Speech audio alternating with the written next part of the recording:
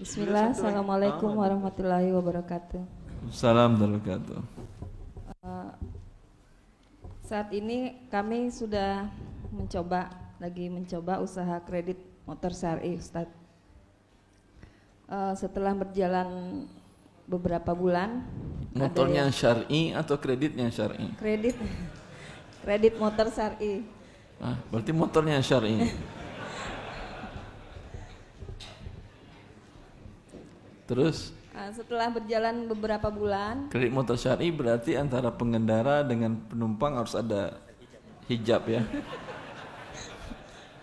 jual beli Terus? syar'i, Ustadz. Maksudnya, Jual beli setelah syar'i, berjalan beberapa bulan, ada Bagaimana yang lancar. bentuk SOP-nya yang syar'i jual beli kreditnya itu? Jadi bentuknya saya membeli motor dulu dengan cara cash, dan orang yang memesan itu Setelah ada pemesan atau sebelum? setelah ada yang mesan. Jadi Kalau dia nggak jadi beli, ya nggak bisa. Kok nggak bisa? Nggak ada yang berarti pesen. sudah dia akad Anda jual sebelum barang Anda beli. Iya. Iya Ustaz. Tadi sama nggak dengan yang tadi online tadi? Sama.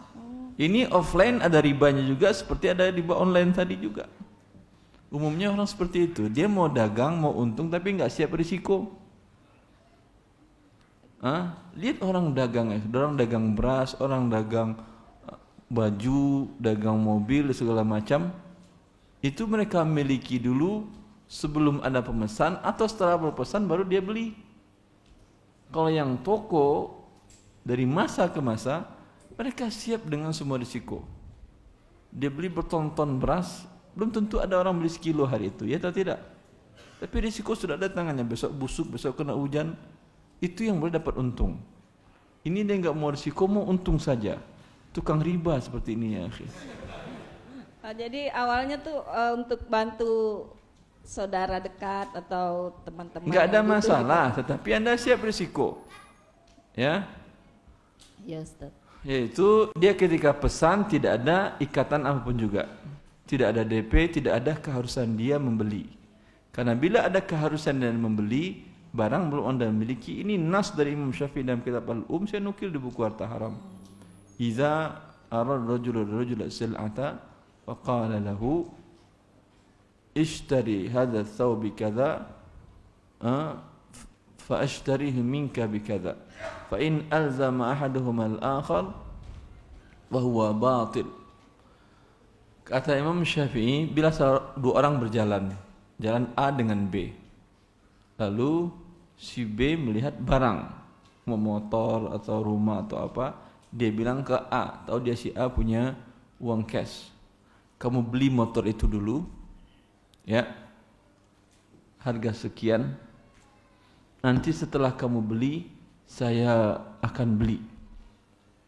Fa in alzama anfusahum bil aqdil awal faqad batal.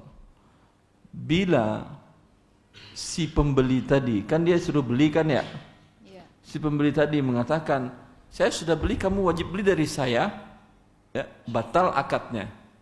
Kenapa? Karena dia menjual barang yang dia belum miliki. Maka ketika dia beli tadi, dia harus tahu bahwa itu dia hanya ngomong saja. Bisa jadi dia beli, bisa jadi tidak. Di sana ada risiko. Ketika dia jadi beli, alhamdulillah. Ketika tidak dibeli, risiko Anda. Biasanya orang nggak siap seperti ini, apalagi bank. Apa Ustaz? Jadi Tapi ada bank yang ingin sesuai dengan syariat Allah, mereka siap risiko, nggak ada masalah bagi mereka. Karena nggak jadi yang ini, yang lain juga bisa beli, atau dia bisa buat akad kepada si pemilik barang, supplier, akad khiyar syarat. Saya tahu Bang Rojihi itu yang mereka lakukan. Orang beli mobil dari mereka, Lexus, Land Cruiser, Camry dan lain-lain, ke bank syariah Bang Rojihi. Itu sebelum orang datang, di mereka sudah ada di gudangnya Lexus sekian, ini sekian, ini sekian. Ya. Dia beli dari dealer dengan akad khiyar. Yaitu kami beli cash sekarang, tapi kami ada hak khiyar selama sebulan. Ya, artinya pembeli nggak jadi beli, orang nggak jadi beli, dia bisa kembalikan ke dealer, uangnya kembali penuh tanpa ada kurang. Hah? Mau nggak kira-kira dealer? Ente orang miskin ya nggak mau dealer.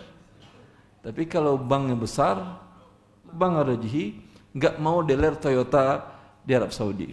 Kata mereka, ente nggak mau nggak ada masalah. Saya beli dari negara tetangga Dubai Emirat. Dengan akad seperti itu mereka mau. Apa yang terjadi dengan Toyota cabang Saudi Arabia? Penurunan penjualan mereka berkurang, turun sebanyak 70% dalam masa rentang waktu itu. Sekarang apa yang terjadi? Bangkrut mereka kan ya. Angkat tangan mereka bilang ke Rajhi, udah beli dari kami setahun, 2 tahun, 3 tahun boleh kembali lagi barang. Mantap itu. Yang penting Anda ngerti syariat Allah atau tidak. Kalau Anda ngerti, Anda bisa tekan semuanya, siapapun juga. Nggak mau dia nggak ada masalah, tutup usaha pun nggak ada masalah, daripada Allah murka. Biasanya pedang bank dan teman-temannya itu atas nama dagang itu takut risiko. Yang berani pedagang pasar. Dia beli sayur sekian ikat, padahal yakin dia nggak semuanya terjual hari itu. Tapi berani mereka beli? Nggak bisa dikembalikan atau tidak kepada supplier? Nggak bisa. Jadi mental orang-orang kaya itu penakut, lebih bagus mental tukang sayur. Siap mereka menanggung risiko, karena itu halal. Yang kaya tadi nggak halal dapat keuntungan sama dengan riba. Ya, taib Ustadz. Maka kalau ibu ingin beli seperti tadi, tidak ada ikatan dari awal, beli dulu, ya, minta kosong, sebagian dealer mau kosong. Minta kosong, jangan pakai nama Anda dulu, karena nanti jadi 2 kali balik nama, 2 kali pajak. Dibeli dulu di bawah tangan. Ya, saya yakin kalau Anda beli satu motor atau satu mobil, itu nggak mau dealernya. Tapi kalau Anda menjadi pelanggan setia, pasti mau dia. Salah satu toko kredit yang mereka nanya ke saya dulu di salah satu provinsi di Sumatera, mereka nanya, Ustaz, kami mau bikin lembaga keuangan. Apa tujuan Anda bikin lembaga keuangan? Ya, ingin jual barang dengan tidak tunai, kami untung, Ustaz. Anda punya modal? Kami punya modal, Ustaz, ada 1 miliar. Udah, jangan bikin lembaga keuangan, karena lembaga keuangan repot perizinannya dan SOP-nya sudah ditetapkan dari pusat dan itu mengandung unsur riba. Kalau Anda ingin cari untung, investor ada, semuanya bisa dibeli jual dengan tidak tunai, dan tidak ada yang akan mempermasalahkan, dan tidak ada pajak. Paham? Kecuali pajak secara umum, pajak tahunan. Bagaimana caranya? Ada orang yang ingin beli motor, disediakan motor. Ada orang beli rumah, dibeli dulu rumahnya. Sampai Masya Allah, bulan pertama omsetnya sampai 200 juta per bulan. Sekarang lebih 1 miliar per bulan omset penjualannya. Apapun bisa dibeli dengan tidak tunai di sana. Saya bilang, bagaimana Anda memitigasi risiko bila yang nggak bayar? Alhamdulillah, Ustaz, selama ini nggak ada yang bermasalah. Kenapa? Karena kami jual hanya kepada teman-teman yang sudah ikut kajian yang sering kami kenal. Kami tahu dia takut kepada Allah, itu bagus ya akhi. Sehingga membuat orang, saya pengen beli rumah, rajin sholat lah, nggak boleh bohong lah, biar saya dapat beli secara angsuran tadi. Namanya toko angsuran syar'i. Sekarang sampai di banyak kota minta buat buka cabang di situ.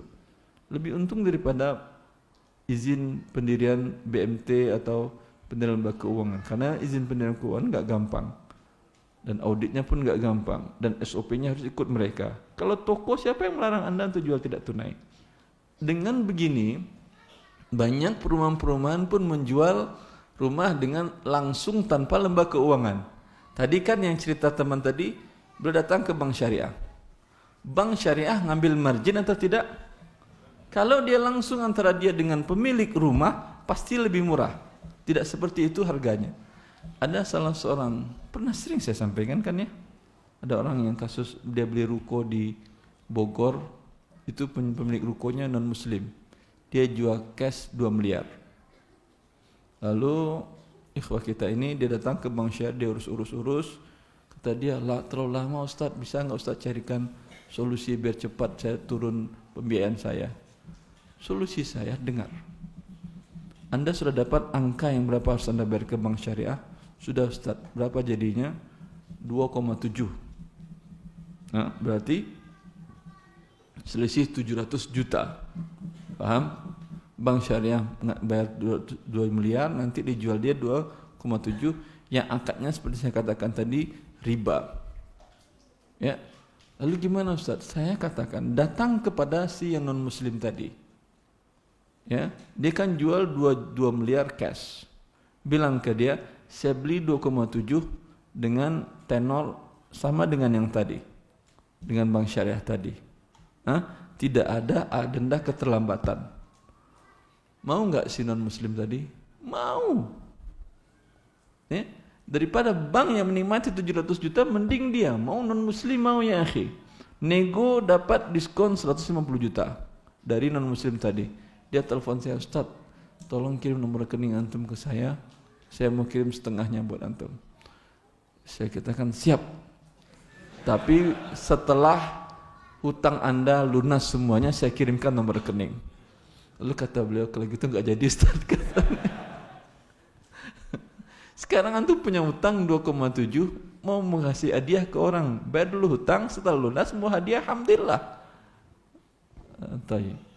Jelas nanti. Non muslim jangan mau seperti itu. Beberapa waktu yang lalu sebelum Ramadan, ada salah seorang pejabat senior di Kementerian Keuangan yang sudah ngaji dan dia ingin menjual rumahnya dengan harga 3,5 miliar di Bekasi Kemang Pertama di situ. Rumah dia di situ dijual 3,5 miliar. Yang beli bilang, "Pak, saya beli tapi saya enggak pakai bank. Angsuran langsung kepada beliau." Otomatis tentu lebih murah. Si pembeli lebih diuntungkan dan tidak ada denda keterlambatan. Pusing ininya, notarisnya. Gimana sih buat akadnya? Gimana cara Anda mengamankan hak Anda? Dia minta tolong Ustaz, tolong buatkan draft akadnya. Saya minta tim saya siapkan draft akadnya, tinggal distempel oleh pihak notaris. Begitu, ngapain? Ada mahasiswa saya yang elang gumilang punya rumah perumahan di daerah Bogor, termasuk pemuda terkaya di Indonesia tahun 2007. Spesifik dia terkaya. Dia tersangkut permasalahan riba juga. Saya bilang jual rumah Anda langsung tanpa melalui lembaga keuangan. Ya, pasti lebih murah. Oleh karena itu, OJK mengeluarkan peraturan terbaru bahwa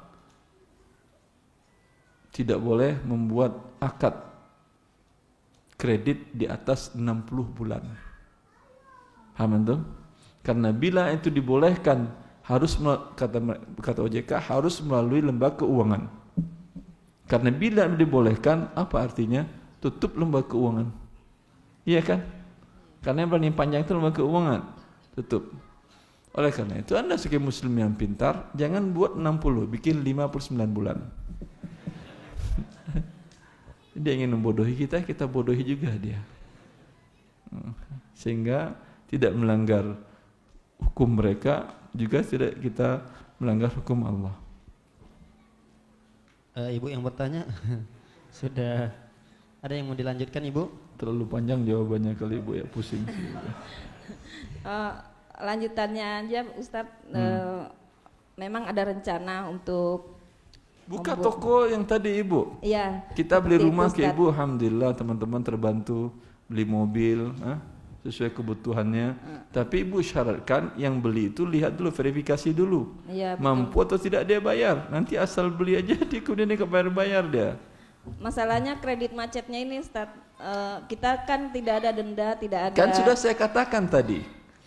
Bagaimana Anda mitigasi risiko? Anda bilang, saya hanya jual kepada orang yang sholat 5 waktu di masjid Ustaz. Karena orang yang sholat seperti itu pasti orangnya amanah. Jelas Ibu? Justru sama teman sendiri. Teman sendiri kalau nggak sholat dia, kalau urusan dia kewajibannya kepada Allah tidak dia tunaikan, apalagi kewajibannya kepada manusia. Makanya Ahmad bin Hasan Hasan al-Basri ketika beliau mengangkat calon suami anaknya, beliau syaratkan yang sholat 5 waktu di masjid. Ini standar pertama. Kalau kewajibannya kepada Allah tidak dia tunaikan, apalagi kewajibannya kepada istrinya. Paham? Kalau kewajibannya kepada Allah dia tunaikan dengan baik sesuai dengan yang Allah perintahkan, pasti urusan manusianya nggak ada masalah. Jelas Ibu? Biasanya kalau di Arab Saudi seperti ini. Kalau ada yang minta rekomendasi baik untuk utang piutang segala macam, harus ada surat dari imam masjid yang menyatakan dia sholat 5 waktu di masjid tersebut. Ini enak. Antum imam di sini, Syekh? Enggak. Imam tentu tahu ini sholat terus di masjid dia. Udah dapat rekomendasi. Jelas Ibu? Bilang ke dia. Syarat berkas pertama, surat rekomendasi stempel resmi dari DKM masjid Anda tinggal, Anda sholat subuh terus berjamaah. Salah Ustaz. Nah, itu penting. Sehingga apa yang terjadi, ada di sebagian daerah di provinsi Riau kalau saya nggak salah, ada bupatinya mensyaratkan pegawai Pemda sholat subuh berjamaah. Viral beritanya sampai ramai segala macam. Bagus itu ya akhi. Karena kalau dia sholat berjamaah, urusannya dengan Allah gampang, pasti urusan dengan manusia jadi gampang. Kalau urusannya dengan Allah bermasalah, pasti dengan urusan manusia bermasalah nantinya.